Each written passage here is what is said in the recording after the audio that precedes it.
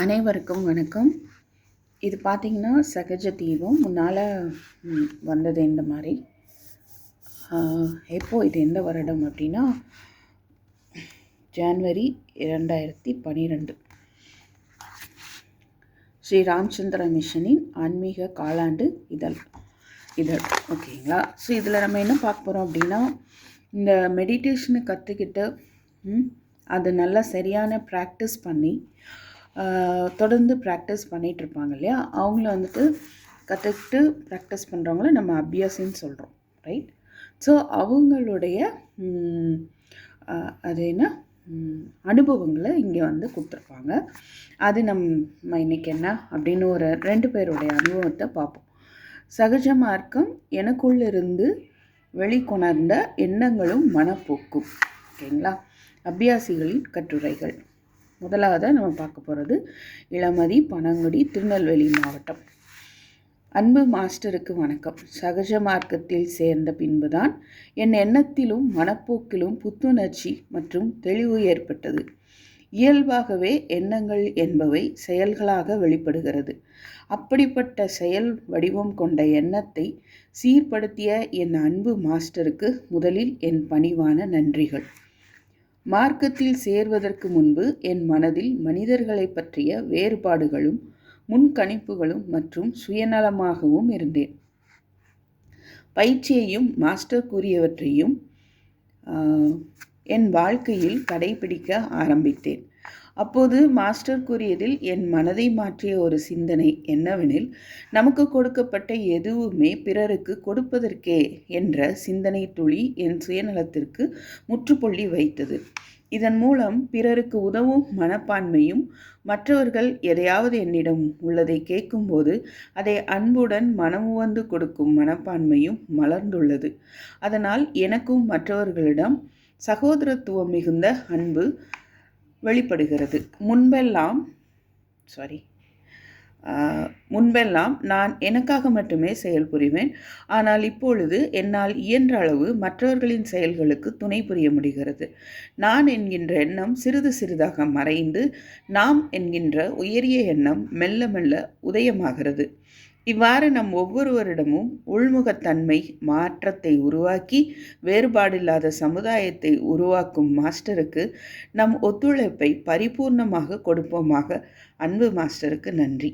ரொம்ப அருமையாக சொல்லியிருக்கிறாங்க அவங்களுடைய அனுபவத்தை. அடுத்ததாக நம்ம பார்க்க போகிறது பொன்னுத்தாய் பாலசுப்ரமணியன், சிவகாசி. அவங்க என்ன சொல்லியிருக்கிறாங்க, என்ன அனுபவத்தை பகிர்ந்திருக்காங்கன்னு பார்க்கலாம். நான் சகஜ மார்க்கத்தில் பெற்ற அனுபவம் பற்றி குறிப்பிடுகிறேன். என் தகப்பனார் குடும்பத்தினர் இந்து மகாசபையின் தீவிர உறுப்பினர்களாக இருந்தனர். இந்து முஸ்லீம் கலவரத்தில் பங்கேற்றவர்கள். சிறுவயது முதலே முஸ்லீம் துவேஷம் எனக்கு தானாகவே ஏற்பட்டிருந்தது. எனது 10வது வயதில் பாகிஸ்தான் போர் நடைபெற்றபோது பாகிஸ்தானை பற்றி அவதூறாக பாடல்கள் பாடுவேன். நான் முதுகலை பட்டம் பெற்று கல்வி பணியில் 33 ஆண்டுகளாக ஈடுபட்டு வருகிறேன். வேறு சில மார்க்கங்களுக்கும் சென்று வந்துள்ளேன். என்னுடைய பட்டங்களோ பதவியோ நான் சார்ந்திருந்த இயக்கங்களோ என்னுடைய மனதை மேற்சொன்ன பகை உணர்விலிருந்து விடுவிக்கவே இல்லை. என்னுடைய 47வது வயது 2003ஆம் ஆண்டு மாஸ்டரின் அருளால் சகஜ மார்க்கத்தில் சேர்ந்தேன். 2006ஆம் ஆண்டு பஞ்சாப் சுற்றுலா சென்றபோது வாக்கா பார்டர், இந்தியா பாகிஸ்தானுக்கு பஞ்சாபில் எல்லைக்கோடு சென்றேன். மாலை 5 மணிக்கு எல்லை கதவு மூடும் நிகழ்ச்சி. இரு நாட்டு மக்களும் திரளாக கூடியிருந்தனர். இருபுறமும் ஒளிபெருக்கிகள் மூலம் இந்தியர்கள் இந்து மத பாடல்களையும் பாகிஸ்தானியர் முஸ்லீம் மத பாடல்களையும் மக்களுக்கு மத வெறியூட்டும் வகையில் ஒளிபரப்பினர். இரு நாட்டு மக்களுக்கும் தன் நாட்டுப்பற்றை விட அடுத்த நாட்டின் மீது பகையுணர்வும் வெறுப்பும் அதிகரித்து கொண்டிருந்தது. பாகிஸ்தானியரை பார்க்கும்போது எனக்கு மிகுந்த பகை உணர்வும் வெறுப்பும் ஏற்பட்டது. சுயநினைவிலிருந்து கத்தி கொண்டிருந்தேன். இந்நிலையில் எனக்குள் மாஸ்டரின் நினைப்பு ஏற்பட்டது. அனைத்து உயிர்களிலும் மாஸ்டர் உள்ளார் என்ற உணர்வு வந்தது. அவர்களும் என் மாஸ்டரின் குழந்தைகள்தான். எனவே அவர்கள் என் சகோதரர்கள் என உணர்ந்தேன். தினமும் இரவு 9 மணி உலகளாவிய பிரார்த்தனையில் இருக்கும் தியான உணர்வு ஏற்பட்டது.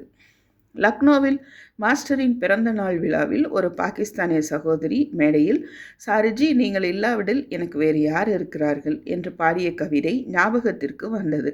இப்போது எனக்கு எதிரில் அமர்ந்திருக்கும் அனைத்து பாகிஸ்தானியர்களுமே அந்த பாகிஸ்தானிய சகோதரிகளாகவே தெரிந்தனர். அவர் நேசிக்கும் அனைவரையும் நேசியுங்கள் என்ற எண்ணம் எழுந்தது. என் கண்களில் கண்ணீர் பெருக்கெடுத்தது. மிக்க நன்றி மாஸ்டர். அடுத்ததாக திவ்யா, பாண்டிச்சேரி. சகஜ மார்க்கத்தில் நான் சேர்ந்த பிறகு என்னுடைய வாழ்க்கையை ஒரு வசந்த காலம் என்று சொல்லலாம். இந்த வசந்த காலம் வரும்போது எப்படி புது புது இலைகள் துளிர்விட்டு வளர்ந்து அழகிய மரமாகிறதோ அதுபோல நல்ல எண்ணங்களினால் நல்ல மனப்பான்மை உருவாகி வாழ்க்கையை அழகுபடுத்தியது. அதில் முதலில் எனக்கு ஏற்பட்ட ஆழமான எண்ணம் உண்மையாகவும் நேர்மையாகவும் இருத்தல். ஒரு நாள் நான் என் தேர்வுக்கு சரியாக படிக்காமல் சென்றேன். என்னுடைய ஆசிரியர் பாடம் நடத்தி கொண்டிருக்கும் போதே நான் படிப்பதற்காக என் பாடப்புத்தகத்தை எடுத்தேன்.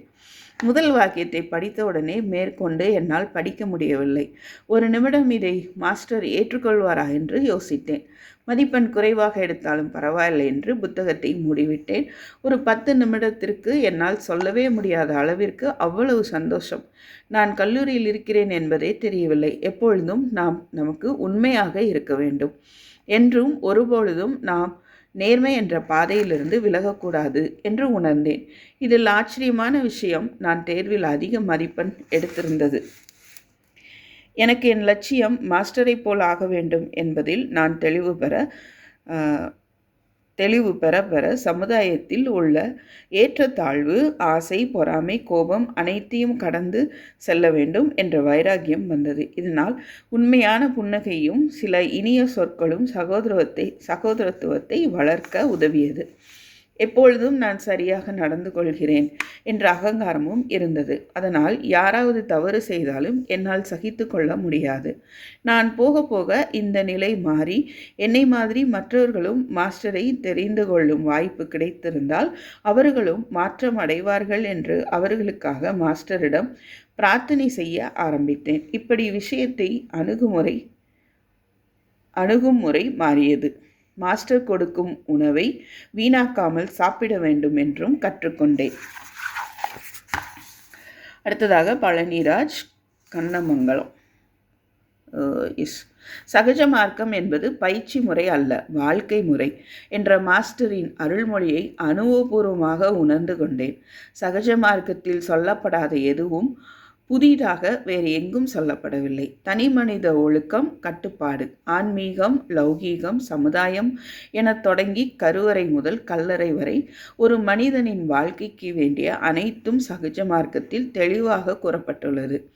ஒருவன் பிறப்பு முதல் இறப்பு வரை சகஜ மார்க்க பாதையில் பயணித்தாலே லட்சியத்தை அடைந்துவிட முடியும் என்பது உறுதி. திருப்பூர் மக்களும் அரசும் கழிவுநீர் சுத்திகரிப்பு பிரச்சனையில் போராடி கொண்டிருக்கும் போது எந்த ஒரு நிர்பந்தமும் இல்லாமல் சுற்றுச்சூழல் பாதுகாப்பு ஒன்றையே கருத்தில் கொண்டு நம் திருப்பூர் ஆசிரமத்தில் கழிவுநீர் சுத்திகரிப்பு செய்யப்படுவது திருப்பூர் மாநகருக்கே ஒரு சிறந்த முன்னுதாரணம். சகஜ மார்க்கம் அமைதியான சமுதாய செயல்பாடுகளுக்கு ஒரு சிறந்த எடுத்துக்காட்டு.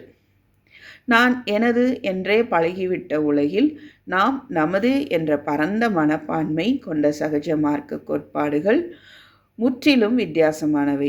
என் மதம், என் நாடு என ஒவ்வொரு நாடும் மக்களிடையே வெறுப்புணர்வையும் பகைமையும் வளர்த்து கொண்டிருக்கும் வேளையில் நம் மாஸ்டர் ஒருவர் மட்டுமே உலக மக்கள் அனைவரும் ஒன்று என்று விவரிக்கிறார்.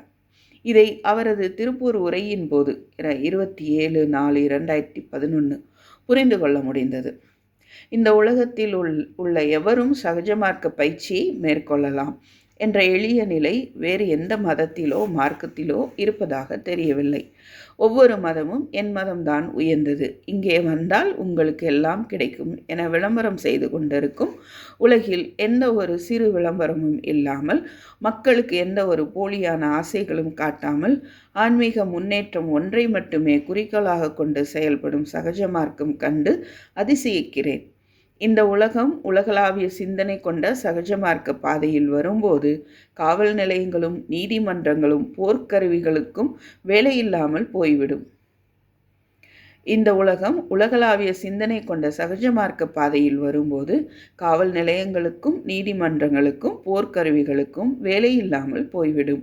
இவை யாவும் மாஸ்டரின் கருணையினால் ஒரு நாள் நடக்க மாஸ்டரிடமே பிரார்த்திக்கிறேன்.